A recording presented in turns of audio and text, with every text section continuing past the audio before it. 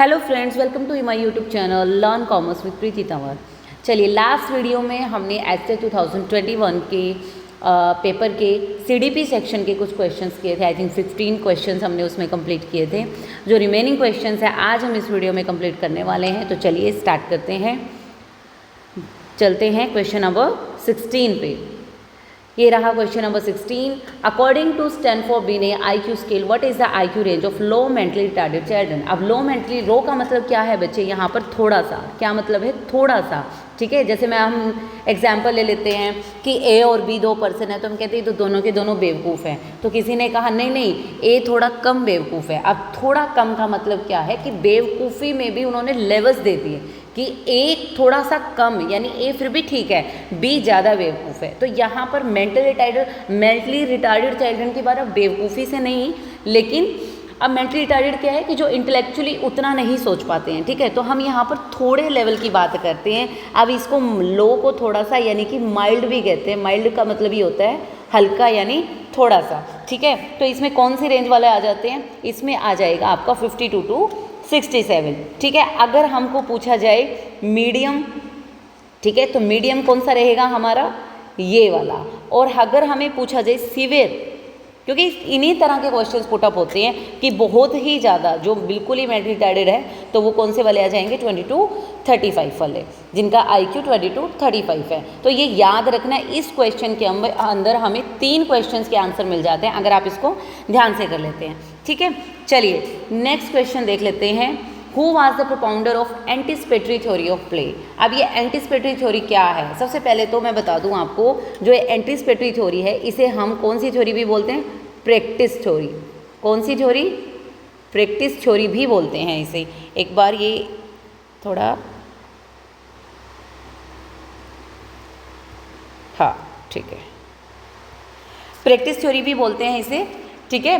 और ये जो प्रैक्टिस थ्योरी है इसके अंदर क्या कहा गया है, प्रैक्टिस थ्योरी ये बोलती है, यानी एंटिसिपेटरी थ्योरी ये बोलती है कि जो बच्चे हैं ना, वो अपनी फ्यूचर एक्टिविटीज़ को अपने आप ही प्रिपेयर कर लेते हैं, अपने आप ही सेट कर लेते हैं कि उनको फ्यूचर में क्या एक्टिविटीज़ करनी है। और जो आने वाली प्रॉब्लम्स हैं, अभी देखो नाम मेरा एंटिसिपेट, वो उन प्रॉब्लम्स को क्या कर लेंगे, एंटिसिपेट कर लेंगे। प्रॉब्लम्स को क्या कर लेंगे, एंटिसिपेट कर लेंगे, यानी कि फाइंड आउट कर लेते हैं, ढूंढ लेते हैं, पता लगा लेते हैं कि क्या प्रॉब्लम्स आने वाली हैं, और उसके बेसिस पर, एंटिसिपेट करने के बाद उसके बेसिस पर क्या कर लेते हैं, अपनी फ्यूचर एक्टिविटीज़ को डिसाइड कर लेते हैं, ठीक है।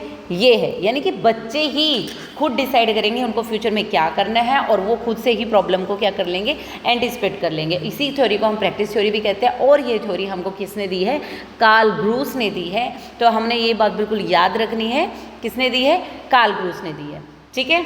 तो चलिए नेक्स्ट पे चलते हैं। Question number 18। Out of the following which one is the wrong statement in context of characteristics of habits. अब रॉन्ग स्टेटमेंट हमें फाइंड आउट करनी है, और किसके बारे में है ये, किसके बारे में है, हैबिट्स के बारे में। अब बच्चे हैबिट क्या होती है, हैबिट वो चीज़ होती है जो आप रूटीन में करते हैं। कोई भी एक्टिविटी अगर आप रूटीन में करते हैं उसको हम हैबिट मान लेते हैं, है ना। तो चलिए पढ़ लेते हैं एक बार क्या इन्होंने ऑप्शंस दिए हैं।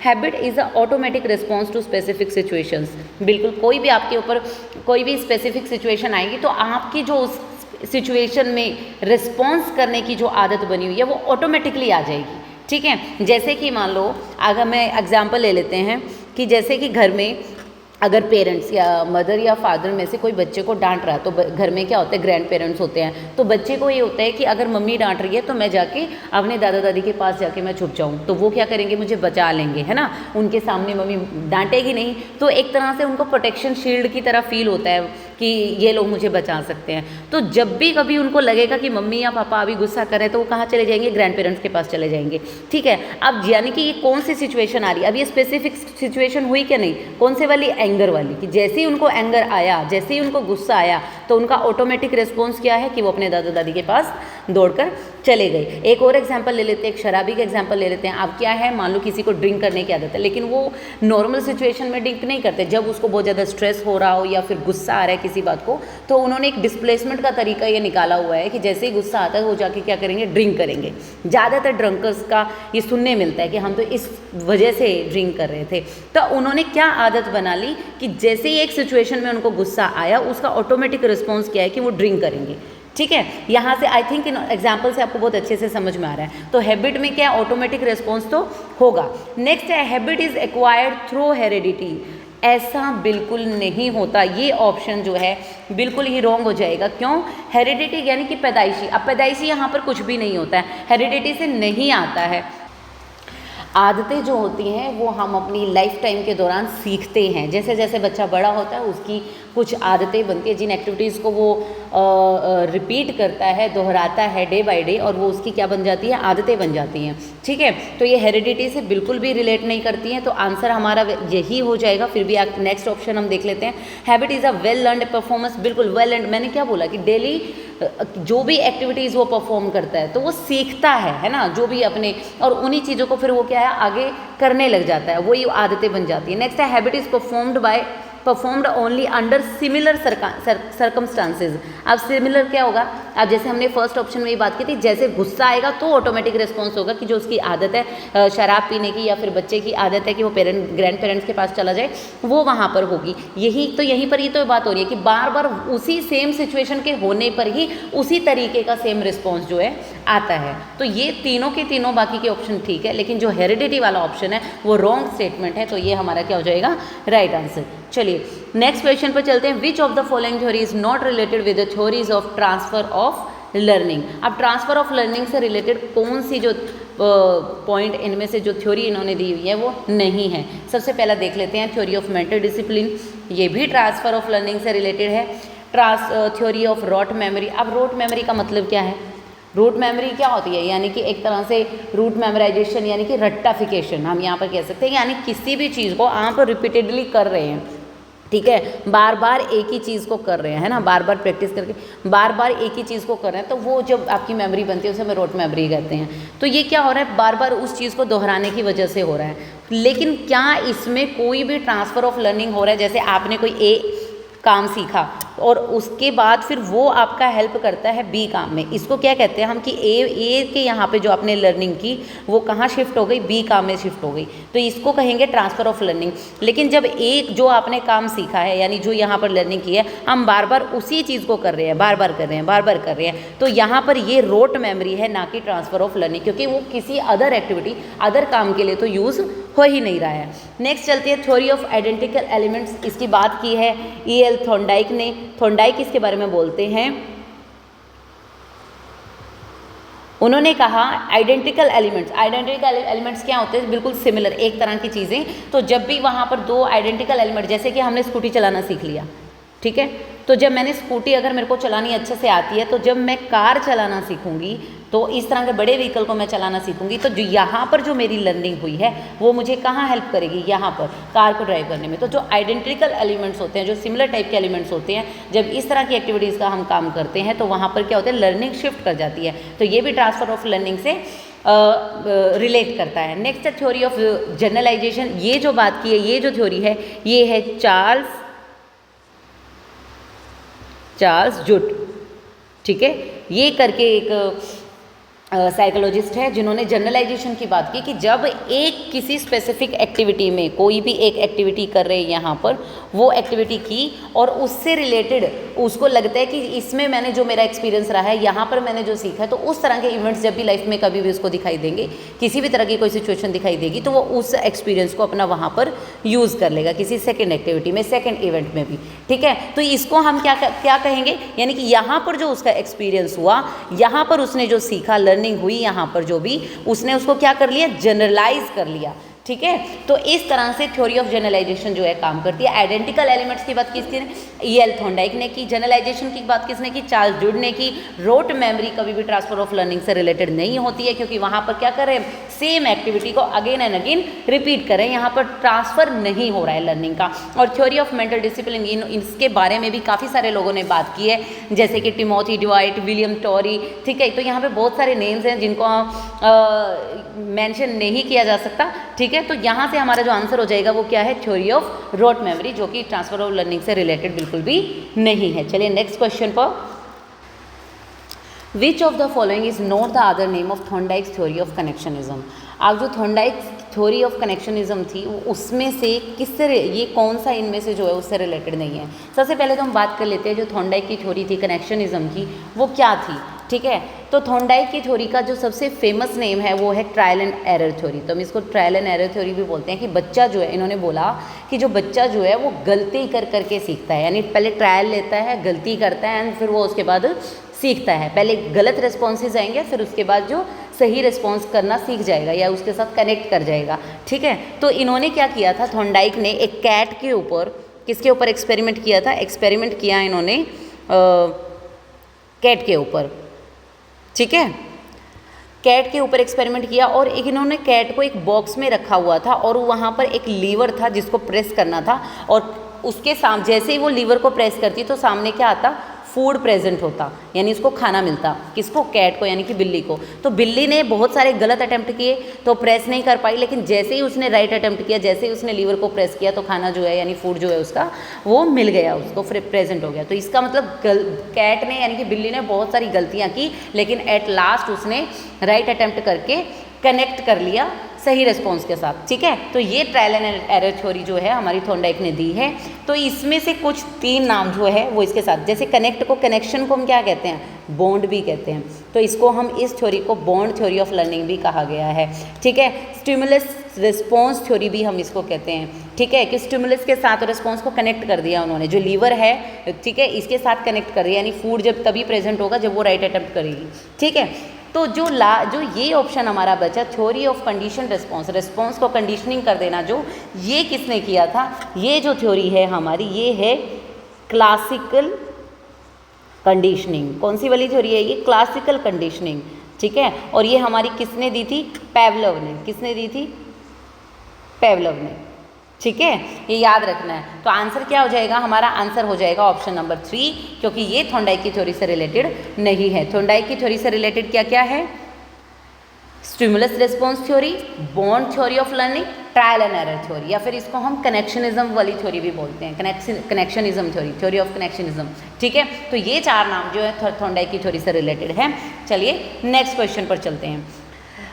अब नेक्स्ट क्वेश्चन में पूछा है, which of the following is behavioural perspective of modern psychology. जो मॉडर्न साइकोलॉजी है हमारी, उसके बिहेवियरल एस्पेक्ट से रिलेटेड, पर्सपेक्टिव से रिलेटेड कौन सा है इनमें से। सबसे पहले फोकस ऑन ओवर्ट बिहेवियर। अब ओवर्ट का मतलब क्या है, यहाँ पर ओवर्ट क्या होता है, ओवर्ट का मतलब क्या है, कंट्रोलेबल। क्या मतलब है, कंट्रोलेबल, कंट्रोलेबल जिसको कंट्रोल किया जा सके, ठीक है। तो जो मॉडर्न साइकोलॉजी वो क्या कहती है कि जो बिहेवियर आपका कंट्रोलेबल है, जिस बिहेवियर को आप कंट्रोल कर सकते हैं, उसके ऊपर ही फोकस करना है, ठीक है। क्योंकि ह्यूमन की आजकल की जो मॉडर्न साइकोलॉजी वो कहती है कि ह्यूमन की आपको फीलिंग्स, उसकी जो भी साइकोलॉजी है उसको समझना होगा, उसके अकॉर्डिंग उसको ट्रीट करना होगा, ठीक है। तो जो अनकंट्रोलेबल चीज़ें हैं उनके ऊपर आप प्रेशराइज नहीं कर सकते, आप फोकस नहीं कर सकते, ठीक है।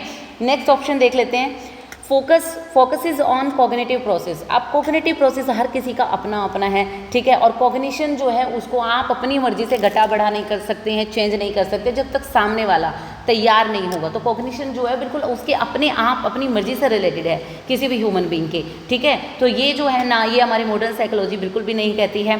Focus is on the biological events, biological events को बिल्कुल भी मॉडर्न साइकोलॉजी बात नहीं करती है।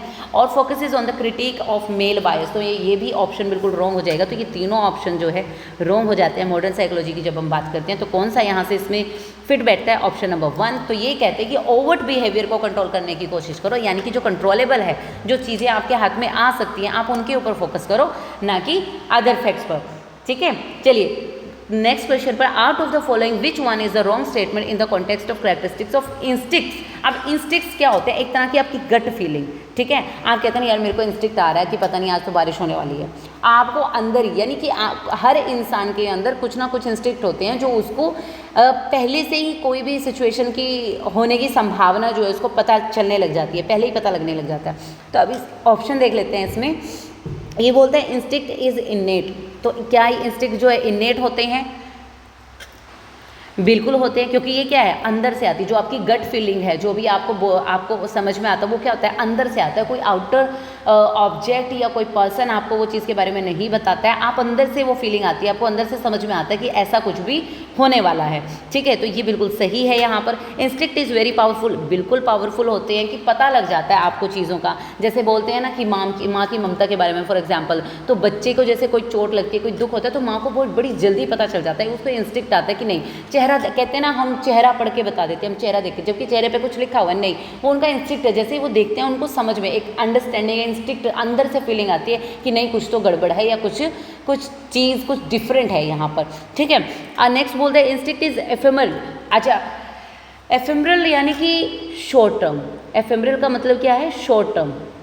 शॉर्ट टर्म मतलब थोड़े समय के लिए। तो इंस्टिक्ट कभी भी एफेमरल नहीं होता। इंस्टिक्ट हमेशा क्या होता है? लॉन्ग रन के लिए होता है, ना कि शॉर्ट टर्म के लिए होता है, ठीक है। तो ये हमारा क्या हो जाएगा? रॉन्ग आंसर हो जाएगा, यानी कि रॉन्ग स्टेटमेंट हो जाएगी। तो और यही हमारा क्या हो जाएगा? यहाँ पर राइट आंसर हो जाएगा। नेक्स्ट इन्होंने बोला है कि इट इज़ साइकोफिजिकल डिस्पोजिशन। बिल्कुल, जब आपको कोई भी इंस्टिक्ट आता है तो वो आपके फिजिकली भी और साइकोलॉजिकली दोनों तरीके से आता है आपको। जैसे आपको लग रहा है कि कोई आपको एकदम से लगा कि कोई सांप आपके पास से गुजरा, तो उससे क्या होगा? एकदम से आपको डर लगेगा। तो डर आप यानी कि आपके कॉग्निशन को पता चला ना सबसे पहले तो ब्रेन में, और फिजिकल उसका रिस्पॉन्स क्या होगा कि आपकी बॉडी या तो कप आएगी, आप एकदम से भागोगे, आपको झटका लगेगा, कुछ ना कुछ ऐसा। तो वो दोनों तरह के डिस्पोजिशन जो है वहाँ पर होते हैं। तो ये बिल्कुल सही है। तो आंसर हो जाएगा हमारा कौन सा? ऑप्शन नंबर 3 कि एफेमरल कभी नहीं होता, ये रॉन्ग स्टेटमेंट है। नेक्स्ट है the mental activities associated with thought, decision making, language and other higher mental processes is called, कि क्या कहलाती है। अब आप देखिए कौन सी एक्टिविटी की बात कर रहे हैं। सबसे पहले तो मेंटल एक्टिविटीज़ की। कौन सी? मेंटल एक्टिविटी हमेशा किससे रिलेटेड होती है? इंटेलेक्चुअल से। किससे रिलेटेड है? इंटेलेक्चुअल से। और इंटेलेक्चुअल जो चीज़ें हैं, दिमाग बुद्धि से रिलेटेड जो चीज़ें हैं, वो हमारी किससे होती हैं? क्या बोलते हैं हम उनको? कॉग्निशन, ठीक है। अब इसके अंदर देखो इन्होंने क्या क्या बोला है, कौन किस किस चीज़ से? थॉट का काम कौन करता है? कॉग्निशन का ही पार्ट है ये। डिसीजन मेकिंग कॉग्निशन का पार्ट है। Language and other higher mental process, जो भी दिमाग से जुड़ी जितनी भी प्रोसेसेस हैं वो कहाँ होती है? हमारे कॉग्निशन का पार्ट होती है, कॉग्निशन के अंदर होती है। तो यहाँ पर ये विजुअल इमेजेस का ये कॉन्सेप्ट प्रपोजिशन ये तो उसके अंदर बनता है, ये वो चीज़ नहीं है। तो हम इसका क्या आंसर हो जाएगा? Option number 2 will be our right answer, that is called cognition, ठीक है। चलिए नेक्स्ट है which of the following is the false statement. अब इनमें से कौन सी गलत स्टेटमेंट है जो हमें पता लगानी है। सबसे पहले learning is a process not a product. बिल्कुल, लर्निंग एक प्रोसेस है। आप एकदम से एक झटके से कुछ भी नहीं सीख लेते हैं, आपको स्टेप बाय स्टेप आप चीज़ें सीखते हैं। तो एक स्टेजेस होती हैं या प्रोसेस हम इसको कह सकते हैं। ये बिल्कुल सही स्टेटमेंट है। नेक्स्ट है learning process is always purposeful. बिल्कुल, आप कुछ सीखना चाहते हैं तो वो सीखने के पीछे भी आपका कोई ना कोई पर्पज होगा कि क्यों आप उस काम को सीखना चाहते हैं, ऐसे नहीं होगा। नेक्स्ट है area of learning is broader, कि एरिया ऑफ लर्निंग क्या होता है? ब्रॉडर होता है, ठीक है, बड़े लेवल पर होता है। बिल्कुल, लर्निंग आप कुछ भी सीख सकते हैं, मतलब कहते हैं nothing is impossible in this world, ठीक है। तो बिल्कुल ब्रॉडर होता है। नेक्स्ट है behaviour changes through instincts and reflex actions are also considered as learning. आप कहते हैं आपको कोई इंस्टिक्ट आया, ठीक है, और फिर आपने उसकी इंस्टिक्ट की वजह से जो रिफ्लेक्स एक्शन किया वो आपकी लर्निंग, ऐसे नहीं होगा, ठीक है। उसकी वजह से जो आपके बिहेवियर में चेंज आया वो आपकी लर्निंग हो जाएगी, नहीं। तो लर्निंग कभी भी रिफ्लेक्स एक्शंस या आपके इंस्टिक्ट के गट फीलिंग के ऊपर नहीं। लर्निंग में सीखना पड़ता है, चीज़ों को करना, वो आपकी अंदर से फीलिंग नहीं आएगी, वो आप डेलिब्रेट एक्शन से होती है। लर्निंग क्या आप जानबूझकर करते हो, ठीक है। जैसे मेरे को गाड़ी सीखनी है तो वो मेरे को अंदर से इंस्टिक्ट नहीं आएगा, वो मैं डेलिब्रेटली कि नहीं मेरे काम को मेरी ज़रूरत है कि मुझे ड्राइविंग आनी चाहिए तो मैं वो करूँगी, ठीक है। तो लर्निंग इनसे डिफरेंट है। तो जो फॉल्स स्टेटमेंट हो जाएगी वो option number 4 that will be our right answer, ठीक है। चलिए next question, which of the following is not the type of one of the component content under 3 dimensional model of intellect given by J P Guilford. अब जो JP Guilford है इन्होंने हमें 3 dimensional model मतलब 3D model इन्होंने हमें दिया है। SOI मॉडल भी हम इसको बोलते हैं, ठीक है, स्ट्रक्चर ऑफ इंटेलिजेंस, ठीक है, ये मॉडल के नाम है जो इन्होंने हमें दिए हैं। तो इन्होंने इसके अंदर 3 डायमेंशंस की बात की है। कौन कौन से डायमेंशंस की बात की है इन्होंने इसके अंदर, देख लेते हैं कौन कौन से डायमेंशंस की बात करी है। ओ से ऑपरेशन, ठीक है, सी से कंटेंट एंड पी से प्रोडक्ट, ठीक है। ये OCP हम इसको बोल सकते हैं, यानी ऑपरेशन, कंटेंट एंड प्रोडक्ट, ठीक है। ऑपरेशन यानी कि किस तरह का काम आप कर रहे हैं, किस तरह की एक्टिविटीज़ कर रहे हैं। कंटेंट वो जो एक्टिविटीज़ आपको करनी है उसके अंदर क्या क्या कंटेंट यूज़ होगा, किस तरह की इन्फॉर्मेशन आप प्रोवाइड करोगे, या किस तरह की चीज़ें होंगी, किन चीज़ों का यूज़ किया जाएगा, वो हो सकता है। और फिर उनको करके जब आपकी प्रोसेस कंप्लीट हो जाती है तो क्या प्रोडक्ट बनकर तैयार होगा, ये उसका आउटकम क्या होगा, रिजल्ट क्या होगा, वो P फॉर प्रोडक्ट के अंदर आ जाता है। अब इन्होंने हमें यहाँ पर 4 जो है ऑप्शंस दिए हुए हैं। इन्होंने बोला है figural, system, symbolic and behaviour. तो अब हमको इन्होंने पूछा कौन सा है, कॉम्पोनेंट, कंटेंट के बारे में पूछा है। तो जो फिगरल है, सिम्बॉलिक है, बिहेवियरल है, ये तीनों के तीनों क्या है, कंटेंट है। ये तीनों के तीनों क्या है, कंटेंट का पार्ट है। जबकि जो सिस्टम है वो क्या है, प्रोडक्ट। सिस्टम क्या है, यानी सिस्टम तो आपने एक सिस्टम तैयार किया, तो सिस्टम बनकर जब तैयार हो गया उस चीज़ का नाम सिस्टम है। तो ये क्या, प्रोडक्ट है, ये रिजल्ट है, रिजल्ट यानी कि प्रोडक्ट। तो सिस्टम क्या है, इसका मतलब जो सिस्टम है वो कंटेंट के अंदर नहीं आता। तो ऑप्शन नंबर 2 जो है हमारा क्या हो जाएगा, राइट आंसर हो जाएगा, ठीक है।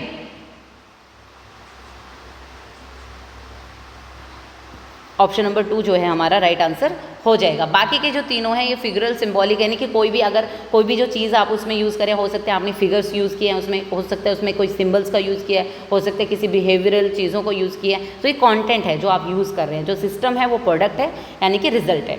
चलिए नेक्स्ट क्वेश्चन पर चलते हैं।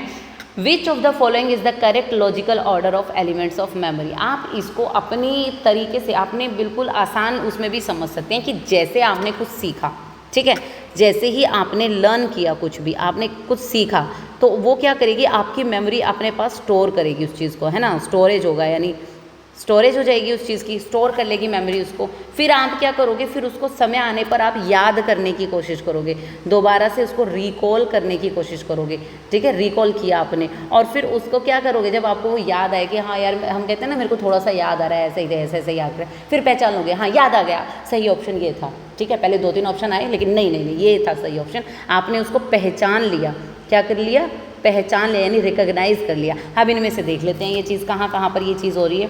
तो सबसे पहले हम क्या करेंगे, लर्निंग करेंगे, उसके बाद उसको स्टोर करेंगे यानी रिटेन करेंगे, रिटेंशन। फिर उसके बाद हम उसको याद करने की कोशिश करेंगे यानी रिकॉल करेंगे, और फिर उसको हम पहचान लेंगे कि यही हमने याद किया था, यही हमने सीखा था, दैट इज़ रिकॉग्निशन। तो ये 4 जो एलिमेंट्स है इसके अंदर, learning, retention, recall and recognition, ये इसका जो है सीक्वेंस रहता है, ये लॉजिकल ऑर्डर है। तो ये will be, option number 4 will be our right answer.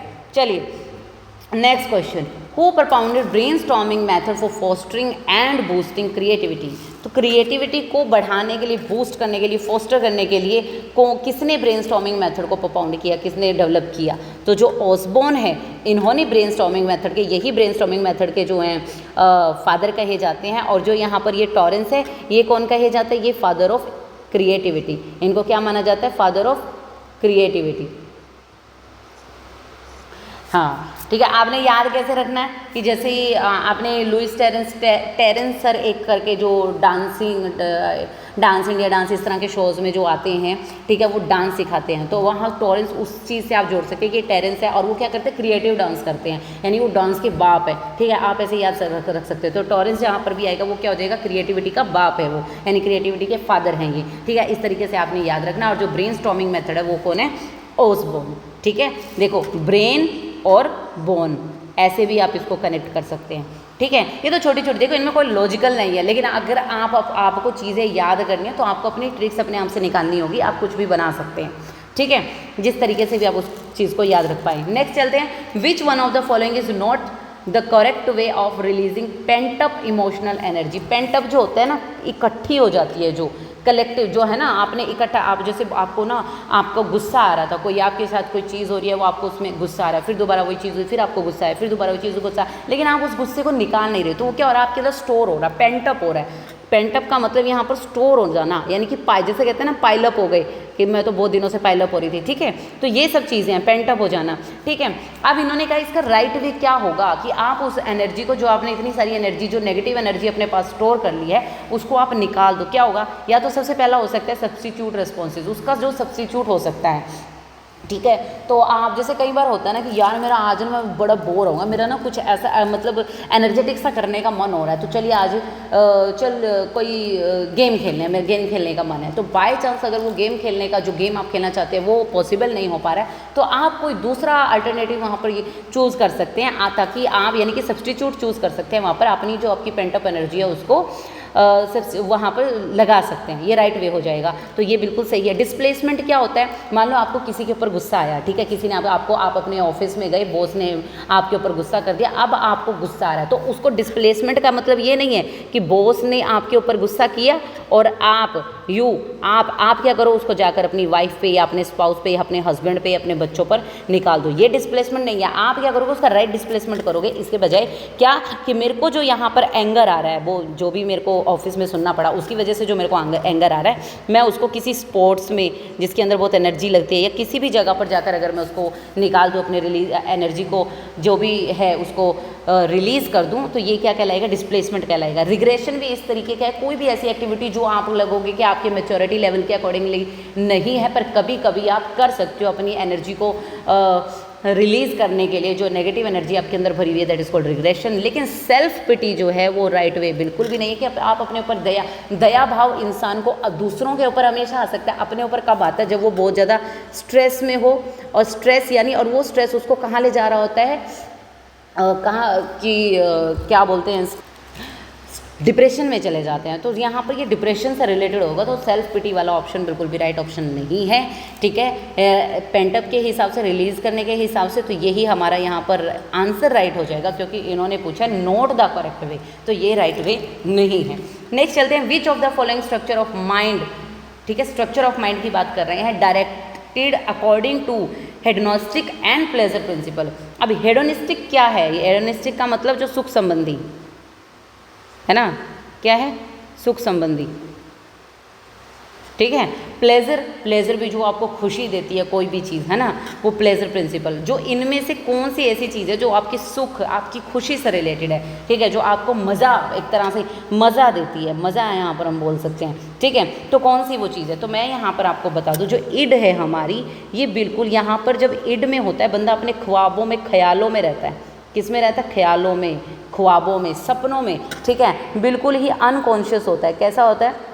Unconscious. और जब अनकॉन्शियस होते हैं हम, जब सपनों में होते हैं, तब हम अपने आप में हीरो होते हैं, हम कुछ भी कर सकते हैं, ठीक है। हम अपने आप को एक तरह सुपर हीरो की तरह भी मान सकते हैं, ठीक है। तो हम बिल्कुल प्लेजर लेना चाहते हैं उस टाइम पर, ठीक है, एक तरह हीरो की तरह दिखना चाहते हैं, बिल्कुल सारे सुख हमें सपनों में मिल रहे होते हैं। तो इड जो है हमें उस तरह के जोन में रखता है, बिल्कुल ही अनकॉन्शियस रहता है हमारा माइंड यहाँ पर, ठीक है। और दूसरा है जो ईगो है, ईगो क्या करता है? बैलेंस करने की कोशिश करता है। ईगो क्या करेगा? बैलेंस करने की कोशिश करेगा। हमको थोड़ा सा सब कॉन्शियस हो जाता है जब हम, तो थोड़ा सा हमको लगेगा नहीं नहीं सपनों से बाहर निकलो, कि एक्चुअलिटी ये है, बैलेंस सिचुएशन में लाने की काम करेगा। और जो सुपर ईगो है हमारी, सुपर ईगो जब इंसान बिल्कुल अपने होशो हवास में होता है, बिल्कुल कॉन्शियस होता है, तो वो क्या करता है? सुपर ईगो आपको मोरल एक्शन लेने के लिए प्रोत्साहित करता है। क्या लेने के लिए प्रोत्साहित करता है? मोरल एक्शन, ठीक है। तो मोरल एक्शन आपको जो यहाँ पर कौन देगा? Super ego. तो इड जो है वो हेडोनिस्टिक एंड प्लेजर प्रिंसिपल से रिलेटेड है, ईगो जो है वो आपकी लाइफ में बैलेंस क्रिएट करने का काम करता है, एंड सुपर ईगो जो है वो कौन सा जोन है? जब आपको मोरल एक्शन लेने के लिए अग्रसर करता है, ठीक है, एक तरह से मोटिवेट करता है। चलिए लास्ट क्वेश्चन है, who was the propounder of psycho analytical method. तो साइको एनालिटिकल मेथड किसने प्रोपाउंड किया? यही जिसके बारे में हमने अभी ऊपर वाले क्वेश्चन में जो हमने बात की, इड, ईगो, सुपर ईगो, या फिर हम इसको साइको एनालिटिकल मेथड भी कहते हैं, साइको सेक्सुअल मेथड भी, यहाँ पर ये भी लिख सकते हैं, साइको सेक्सुअल मेथड भी हम इसको कहते हैं। और ये हमें किसने दिया? सिगमंड फ्रॉइड ने दिया है, ठीक है। और ये इड, ईगो, सुपर ईगो की बात इन्होंने की है, इन्होंने ही अनकॉन्शियस माइंड, सब conscious mind and conscious mind के बारे में बताया हमें, तो इन्होंने बात की है, ठीक है, ठीक है। और जो जेबी वॉटसन है, ये हमारे कौन है? ये हमारे फादर ऑफ बिहेवियरिज्म है। इनको क्या बोलते हैं? फादर ऑफ बिहेवियरिज्म, ठीक है। और विलियम वुंड जो है ये हमारे फादर ऑफ साइकोलॉजी है। पूरी जो साइकोलॉजी हम पढ़ रहे हैं उसके फादर कौन है? ये है हमारे सिगमंड फ्रॉइड का, हमको पता है। जो केटल साहब है, लेकिन वो केटल अलग है, ये तो नहीं है, ठीक है। तो ये इस तरह की ये 3 चीज़ें हमको पता थी, ठीक है। तो सारे क्वेश्चंस हमारे लगभग यहाँ पर हो गए हैं। पहले 15 क्वेश्चंस हमने इससे लास्ट वीडियो में कर लिए थे, बाकी के आज कंप्लीट हो गए हैं। तो चलते हैं, मिलते हैं नेक्स्ट वीडियो में। आई होप आपको ये सभी क्वेश्चंस और इनमें जितने भी कंसेप्ट का यूज़ हुआ है वो बहुत अच्छे से समझ में आया होगा। आपको एग्जाम्पल्स मेरे पसंद आए होंगे। तो अगर आप सबको ये कहीं पर भी हेल्प करता है, आपको लर्न करने में हेल्प हो रही है, आपको एग्जाम को क्रैक करने में हेल्प होती है, तो please like share subscribe and मेरे को कमेंट सेक्शन में कमेंट करके बताइए अगर कहीं पर आपको कोई डाउट है, कोई टॉपिक आप जिस पर आप चाहते हैं कि मैं वीडियो बनाऊं आपके लिए, ठीक है। या फिर आपको कोई चीज़ बहुत अच्छी लग रही है तो वो भी आप मुझे कमेंट सेक्शन में कमेंट करके बता सकते हैं। तो तब तक के लिए टाटा बाय बाय।